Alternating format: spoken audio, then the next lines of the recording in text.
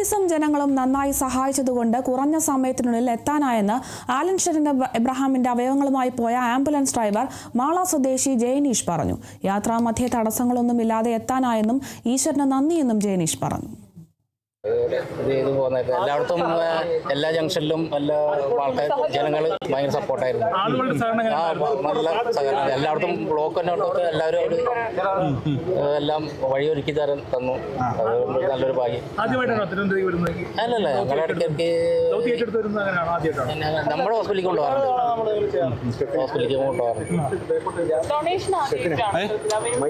അല്ലല്ല, നമ്മുടെ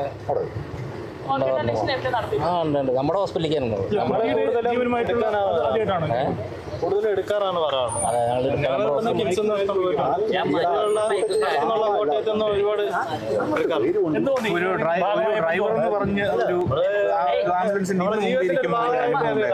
നമ്മള് കൊച്ചിന്റെ ജീവൻ അല്ലേ, അപ്പൊ നമ്മള് വേറെ ഒന്നും ചിന്തിച്ചില്ല.